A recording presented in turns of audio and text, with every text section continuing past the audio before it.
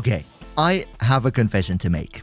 I never really played Gyre. I know, shame on me, but now that her Prime released with the new Warframe update, I decided to finally give her a go, and oh boy, how have I slept on her for so long? She is crazy strong.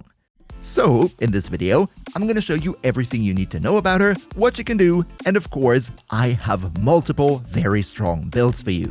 As always, big shout out to all the generous channel members, and now, let's jump right into it.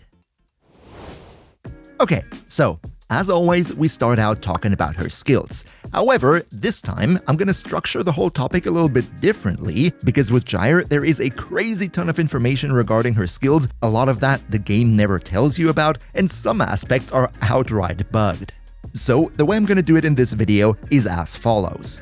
Right now, we're going to talk about her full base kit, all 4 abilities in the passive, plus these 2 augments right here, because they are generally usable across builds. However, these 2 augments right here, Conductive Sphere for your first ability and Coil Recharge for your 2, we're going to skip over them in the ability section right now, because both of these augments are specific to their own playstyle, and instead, I will explain what they do when I talk about the actual build that involves them later. There are going to be chapters for all of that down below. But with all that being said, let's now finally start out with Gyre's kit, talking first of all about her passive. See, Gyre is one of the very few Warframes in the game whose abilities can actually crit, and not just yellow crits. No, Gyre can have up to 300% crit chance with her abilities, aka her abilities can red crit. The crit damage multiplier here is 2x on a yellow crit, 3x on an orange, and 4x on a red crit. The way the whole critting with abilities works is, for every electricity status effect that is on an enemy, your abilities will gain a flat 10% crit chance against said enemy, capping out at a maximum of 300%. So, in other words, if an enemy has 30 electricity procs on them or more, then all of your abilities will always deal red crits against them. This is sort of Gyre's entire gimmick, right? You always want to make sure to put as much electricity on all the enemies around you as possible to make sure that your abilities can have the highest crit chance possible against them. However, there is one big problem. Even though Gyre's abilities can crit, they do not benefit from any flat crit damage bonuses. They don't benefit from the 1.2 times from Tenacious Bond, they don't benefit from the 3 times of Arcane Crepuscular, and even if you freeze the enemy to get additional crit damage from the cold procs, even that does not increase the crit damage of your abilities whatsoever. This, to me, is very weird because other frames who can crit with their abilities, like Wisp, like NUKE, they benefit from all of these crit damage multipliers, so why doesn't Gyre? I'm not sure whether it was intentional to sort of keep her power in check or if this is a genuine bug, but I gotta say I can't really help myself but be frustrated about the fact that this just doesn't work. Whew, that was quite a lot already about her passive, but let's now slow down a little bit with her first ability Arcsphere, because luckily this is actually pretty simple, or at least at base. Again, we're gonna talk about the augment later in the build section. When you cast this ability, you will throw out a ball that, upon landing, creates a sphere around it in which it will periodically zap enemies. These zaps have 100% status chance, meaning they are very good to apply electricity on the enemies, which is great because as we remember, the more electricity is on the enemies, the more crit chance we get against them. You can have up to 3 of those spheres on the field at the same time, and the damage per second is doubled when at least 3 enemies are within the sphere. However, it should be noted that there is a line of sight check, so those zaps cannot hit enemies through walls. Overall, this ability isn't necessarily made to deal crazy tons of damage, although it is pretty strong if you group a lot of enemies together, but the main focus here is to help with your electricity application in a larger area of effect. As for the Conductive Sphere augment, this is a gun buffing ability that we're going to talk about later as we talk about her Gunrunner build. Skill number 2 is called Coil Horizon, and also here, at base, this one is pretty straightforward. It's Gyre's grouping ability. You throw out a ball that bounces around in the area as a physics object. Once the initial duration ends, or you press the ability button again, this ball will turn into a vortex and suck in all nearby enemies while dealing electricity damage with guaranteed status effect. That's really all there is to it. You can use it to blob up a lot of enemies in the sphere created by your first ability, so that gets its damage bonus, and also this one is Gyre's Helminth ability, so you can put it on other Warframes too. Now, Also with Coil Horizon, there is an augment called Coil Recharge, and this one does a whole lot of things. It's actually pretty cracked in some ways, but also here, this is specific to its own Coil Horizon build and not really used outside of that, so we're gonna talk about it later as we get to said build. Next, ability number 3 called Cathode Grace. This one is a core and very important part of your kit. When you cast the ability, you will gain a buff that lasts for a pretty short duration, but for every enemy that you take out directly or that dies while being under the influence of an electricity status effect inflicted by Gyre's abilities, the duration is increased, so this is basically a set and forget skill. However, should the duration ever run out, then there is a cooldown before you can cast it again, meaning ideally you should only switch it on when you're able to get a lot of kills very quickly to instantly charge up the duration. As for which buffs this ability actually gives you, first of all, it gives you energy regeneration per second, scaling with ability strength, so if you have high strength, you get a decent amount of energy per second. It's nothing crazy, but in my testing, it was actually enough to not have to use Arcane Energize or Equilibrium on her. But what's much more important here is the second part of this buff, and that gives you a bunch more crit chance for both your weapons as well as your abilities. For your weapons, this is just a base crit chance bonus, additive to something like Point Strike for example. However, on your abilities, this crit chance bonus is a flat crit chance increase, but the most important thing here is that it synergizes very nicely with your passive. Remember, your passive gives you 10% crit chance for every electricity proc on the enemy, capping at 300%, so you would have to get 30 electricity procs per enemy to fully benefit off of it. However, with Cathode Grace active, you already have a decent amount of quote-unquote initial crit chance. Let's say you have 300% ability strength and get 150% crit chance from the ability. That means to get the full 300% crit chance, you now only need to inflict 15 electricity procs per enemy, and that is much more manageable. Now, Cathode Grace also has an augment called Cathode Current, and this one is a very strong one. I would even go so far to call this a mandatory augment. Every time you take out an enemy while your third ability is on, you will A. increase the duration of your fourth skill, about which we're going to talk in a second, and B. make that fourth skill deal an additional powerful hit. And then finally, let's talk about her big ultimate that goes by the name Rotorswell, and also this is sort of a set and forget skill. First of all, when you switch it on, you get a movement speed bonus, which is very welcome. And then in addition to that, you will create a little AoE around you, in which, you guessed it, when there are enemies inside, they will get zapped once per second with a guaranteed electricity proc. However, the main selling point here is, while this ability is on, whenever you inflict a critical hit with either your weapons or your abilities, then that enemy will be hit with another lightning discharge from your fourth ability, which will then go on to link to up to 5 other enemies within a 10-meter AoE around that struck enemy. This can happen once per second. However, if you deal AoE damage or you hit multiple enemies with one of those hits, then this ability can actually shoot out 2 of these lightning discharges at once. Now, the fun thing here is, while the AoE around you is just relatively small, these lightning discharges on critical hit, they seem to have an infinite range, so you could hit an enemy at the other side of the map with a crit, and they would still have that lightning strike them from above. Overall, Rotorswell is a great damage dealing ability, and you should have this up at all times. Also here, there is an augment called Reverse Rotorswell, and this one, in my opinion, kinda sorta comes down to personal preference. It's not bad, but it is also not as mandatory as some other augments. What it does is, when an enemy hits you, it will reduce the incoming damage by up to 75% and strike the enemy that hit you back with an electricity zap.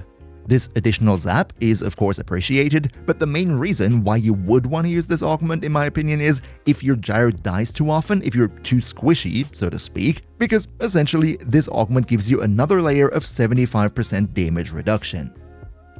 Whew, this might have sounded quite a little bit confusing, so let's quickly go over how all of this would come together in practice. First of all, when you play Gyre, regardless which build you play, you always want to have your third and your fourth ability up constantly. The good thing here is that with the augment for your 3, both of them are kind of set and forget. You just switch them on and then you take out enemies and the duration will never go down to 0, and that opens up one very cool strategy. See, both of these skills snapshot ability strength. meaning if you have a higher ability strength the moment you cast them, then they will retain this higher ability strength throughout their entire duration, even if your ability strength buff runs out in the meantime. What this means is that on Gyre, it's very viable to use the Grimoire as your secondary weapon with the Vome Invocation mod, because that can give you temporarily 60% more ability strength, plus, something that I usually never do myself, run Narumon as a focus school for another 40% ability strength. If you wanted to, you could even use the Tower on Strike to get another 50% on top, but I think the base 40% bonus is already good enough.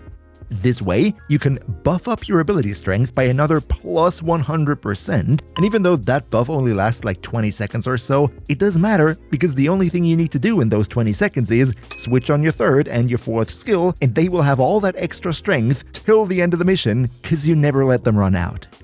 And then you spam the spheres from your first ability to inflict even more electricity on the enemies around you, and if you feel the need to group up enemies, then you can do that with your second skill. And as always, if you could leave a quick like for the video, that'd be really nice because it always helps big time with the YouTube algorithm. Cheers so much for your support! As we said, the whole thing about Gyre is to inflict as much electricity to all the enemies around you to have a high crit chance against them. So before we jump into the builds themselves, let's also talk about some nice synergies on how to apply a ton of electricity fast. And the first point on that list would of course be your personal abilities, right? Spam your first skill and give it a decent amount of range so that it can zap enemies and apply electricity for you.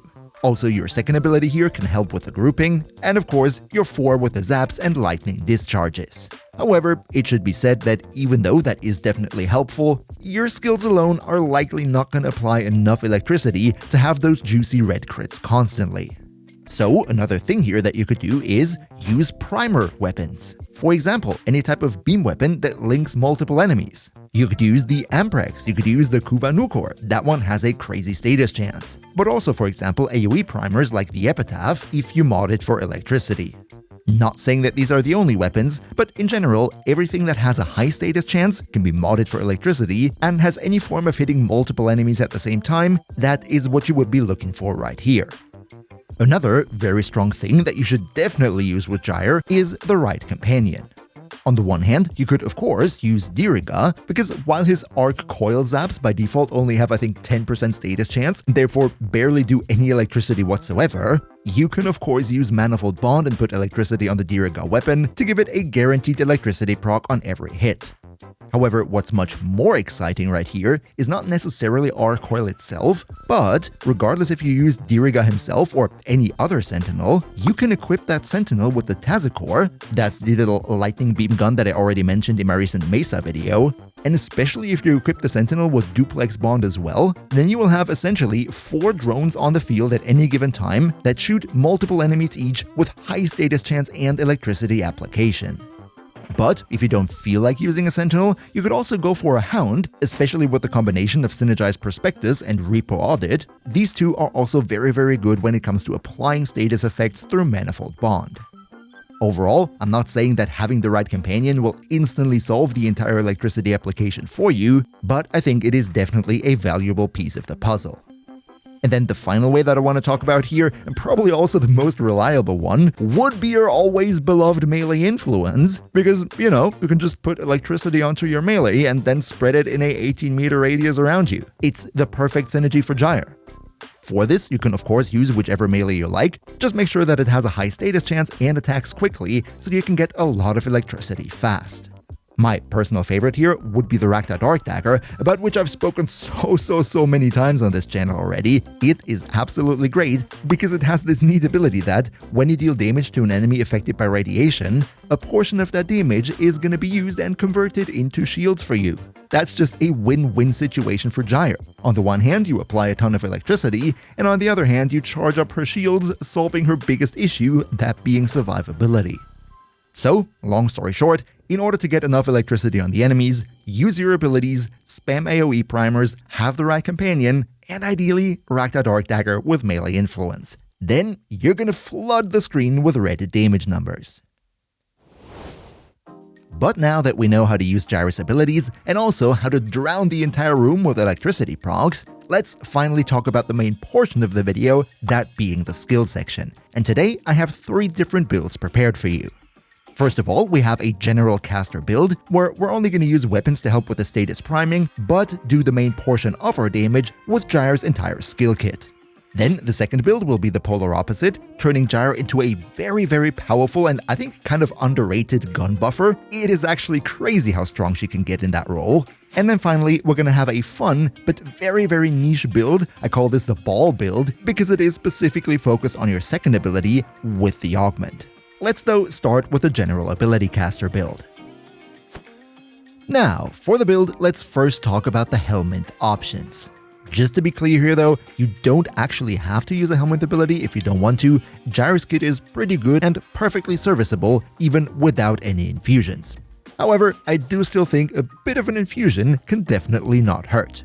On the one hand, and that is a very popular choice here, would be Pillage from Hildren, because it solves 2 issues at the same time. It strips away enemy defenses, and it can also be used to constantly refill your shields, solving any potential survivability issues. Another great option here, and my personal favorite, would be Rhino's Roar, to absolutely nobody's surprise, because it is the only damage buff in the game that buffs the damage of your abilities, plus all the damage over time inflicted by our electricity. These, I think, would be my 2 favorites. I'm not too big of a fan of Grendel's Nourish with Gyre, because you don't really have energy issues whatsoever, meaning you only get viral priming out of it really, and that is something that can easily be done by weapons or companions. Now, let's also take a look at the Archon shards, and to be honest, we actually have quite the options here. What I went for is 1 Tau Forged Yellow for the casting speed. I don't think it is absolutely necessary, but I still find it very convenient. And then, because this is a caster build, which is supposed to deal as much damage as possible with our abilities, I went for 4 purple ones, all into more ability damage against enemies affected by electricity status. I don't really think I have to explain that one in more detail, right? Now, what I would personally not really want to do here is go for red ones into more ability strength, because while that kind of sort of increases the damage of our skills too, the damage increase from the purple ones is multiplicative to other sources of ability damage increase, so they are just overall the better way to increase our damage output. But if you happen to not have the purples at hand, one thing you could also do is go for blue ones into more maximum energy, because I kind of sort of feel like Gyre is always short by like 1 mod slot, and opening up the slot that is usually reserved for Flow, that is technically a possibility too. As for which ability to subsume over, you can kind of sort of decide for yourself. The 3 and 4 are definite must-haves, so they are set in stone. But if you really like the grouping ability, you could put your Helminth skill over the first one. I personally just prefer, having some AoEs up for further electricity application. I'm not too big of a fan of the grouping skill. We also have different weapons who can do that for us. So I decided to put my Helminth skill over the 2 here. Now, this right here would be the build, and I have 1 or 2 things to say about it. First of all, in the aura, use whatever you like. I went for growing power because more ability strength is more numbers is more good. In the excellent slot, I specifically went for primed sure-footed because I use sometimes explosive weapons as primers and I don't like knocking myself back. But if that is no issue for you, or you just don't have primed sure-footed, then my personal favorite here is preparation, because Gyre has 2 relatively expensive to cast abilities that you want to switch on right at the start of the mission. So with preparation, you just have the energy to do that. Absolutely no problem. Then let's next talk about survivability. I fully go for shield tanking right here with adaptation. But I do not use primed redirection as a mod because I feel like Gyre is really short on mod space. Instead, I went for the new Arcane Expertise, which turns all our ability strength modifiers also into shield modifiers. This not only happens to save me 1 mod slot, but it also gives me even more shields than primed redirection could. So that is the perfect synergy. I really like it. Prime Flow for the more maximum energy. However, if, as I said initially, you put blue Archon shards in to increase the maximum energy, then this right here would be an open mod slot that you can fill with anything else. As for the energy recharge, I don't have any mod whatsoever. I don't have Arcane Energize, I don't have Equilibrium right here. I don't think we need it, because our third ability is, in this case, giving us around about 4 energy per second, and then Archon Stretch right here, perfect on Gyre of course, gives us another 2 energy per second. As for the main ability stats, we go for a lot of strength, because more strength means more damage buff from Roar, it means more damage from our abilities, it's just more damage overall, and that is very good. So, Blind Rage it is, Mold Augmented for another 60% ability strength, and this slot right here, this is a little bit flexible. I went for Transient Fortitude because it gives 55% ability strength, but if you really don't like the negative ability duration, then you could put an Intensify mod into here. My personal favorite would be Umbral Intensify, because Umbral Intensify applies to all abilities, whereas Precision Intensify, that one only applies to our 4th ability, which is good for the numbers right here, but the problem is you lose out on the energy recharge and the crit bonus on this one, you lose out on the damage bonus from Roar, you lose out on the damage from Arcsphere. Like overall, Precision Intensify I just think is not worth it, go for Umbral Intensify instead. And then the final mods here would be Augur Reach for a bit more ability range, that is specifically good on the Arcsphere right here, covering a bit more area, and Cathode Current, the mandatory augment for our 3rd ability that we talked about in the skills section, to make sure that this one not only constantly ups its own duration, but also the duration from our Rotorswell, plus getting additional damage out of it. But okay, so much for her general caster build, which in my opinion is already very fun and strong, but now let's talk about my personal favorite with Gyre, and that would be the Gun Buffer build. This whole thing revolves around Gyre buffing up your guns, duh, and this is also the portion where we have to talk about her Conductive Sphere Augment, the one for your 1st ability. So let me explain how it works. When you use the Conductive Sphere Augment, then what happens is, when you put down the sphere and you stand in it or shoot through it, then your bullets gain multiple buffs. First of all, your bullets will gain an electricity damage infusion. However, on top of that, you're also going to get an electricity status damage bonus. This electricity status damage bonus works like status damage mods like Rifle Elementalist, however it should be said that the bonus from the sphere here really only applies to electricity damage and not to all damage over time like Rifle Elementalist.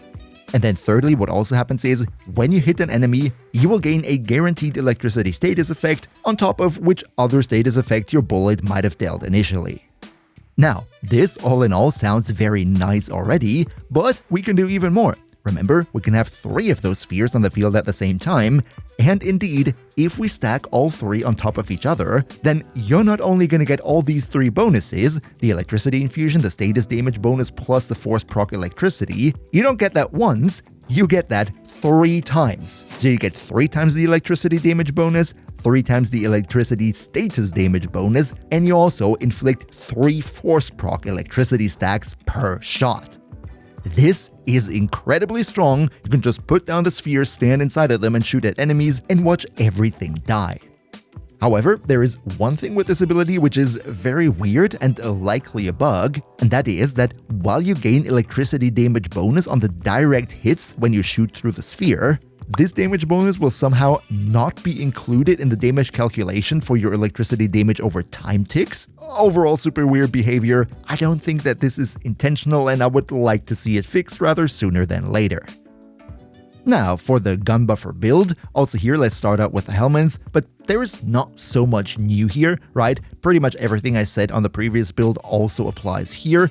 I again went for Rhino's Roar, but especially with this one thing that is also possible would be Volt's Shock, but only if you combine it with the Shock Trooper Augment, which will give you another massive electricity infusion to your weapons, perfect for a weapons platform build like this. As for the Archon Shards, also here a bit of casting speed never hurts, but with the purple ones, this is going to be a little bit different, because if you want to primarily use Gyre as a weapon buffing platform, and you want to primarily use primary weapons as this Gyre build, then you can use those 4 purple ones actually with a different trait, and that being the one that you gain more primary electricity damage. This way you can get crazy tons, hundreds of percents of more electricity damage for your primary weapon, but you gotta remember, it only works on primary weapons. The build itself here is pretty much the same one that I had previously. Only difference is that I dropped Augur Reach, going for a little bit less range. But we really don't need the range here, actually, right? Just use Archon Stretch for the energy regeneration, to be honest. And then Conductive Sphere, the augment we just talked about, which is kind of sort of mandatory to get all the nitty-gritty buffs onto our weapons with the spheres here. But now, last but definitely not least, let's also talk about a very fun gimmicky little build that is mainly focused around your second ability. For this one, we're gonna have to use the Coil Recharge augment, so here we go. What Coil Recharge does is, instead of your ball exploding and sucking in enemies after like 2 seconds already, it massively increases the duration of it to 20 seconds at base. In this time, you can bounce around this ball as a physics object by meleeing it, for example, and you can also press the ability button again to call the ball back right in front of your feet. At the same time, there will be a 5-meter AoE around the ball that you can't modify at all, so it will always be only 5 meters, and when enemies are in this AoE, then every 4 seconds the ball is going to create an electric discharge against them. But here comes the catch. For every 15 meters that the ball has traveled, these discharges will target an additional enemy, and also the 4-second interval is reduced by 0.25 seconds to a minimum of 0.25 seconds. Now, what does this mean? It means that if you deploy the ball and then kick it around the room for a total of 225 meters traveled, then this ball gets freaking supercharged, targeting a bunch of enemies around it and causing those discharges 4 times per second. You can also see it in the background right here. It is absolutely crazy, and of course, it also triggers further discharges from your 4th ability. So yeah, overall, this augment can be pretty darn strong and very chaotic.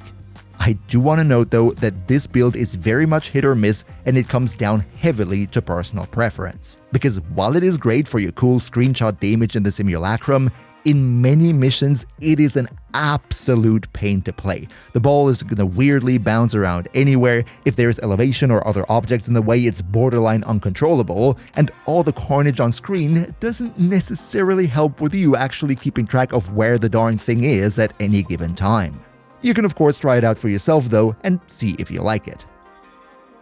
And let's finally also talk here about the build. In the helmet section, again basically what I said in the AoE caster build, go for pillage if you have survivability issues, stripping away enemy armor, giving shields back to you, or ideally Rhino's Roar to further amplify the direct and damage over time of your abilities. For this one though, if you want to have a helmet ability, you absolutely have to put it over your 1, because you know the build is all about your 2 and the other ones are set anyway, so the 1 has to go for this one. For me personally, unfortunately, I could not put Roar over the 1 here because I already have it over the 2 in my 2 other loadout slots for the other 2 builds, just so you know that that's the reason why you're not seeing that in the background. For the Archon Shards, we again go with this one right here, casting speed, and because here the main damage is coming from our ball, we again go for the purples that give us more ability damage. As for the build here, again, a pretty familiar sight, right? Just here, we use the Coil Recharge augment, the augment for 2 that even enables this in the first place. If you wanted to and you don't have energy issues, you might even drop Archon Stretch here, because the radius right here of the ball is set to 5 meters anyway. As we mentioned, we cannot modify this whatsoever. So if the energy recharge from your 3 is enough, then Archon Stretch might as well go here. And if you also want to know everything about the new Warframe Uriel, then you can find my full guide on him right here. Another massive shout out to Niels V, Demon Lord Zell, Demon Emperor, Emperor Prime, NUKES Gaming, Turtle Pier, Undercanio 2, Skylar Bowser, Mihawki, Socrates the Almighty Rat, Leo Morazaki, Shadow Lockhart, Han Tagas, Patrasator, Boomia1, Mr. Games Plays, Zave, Awendai, Zengen, Quax, and all other generous channel members for your continuous support. We see each other hopefully in the next one, and until then, Merry Christmas and a nice holiday season.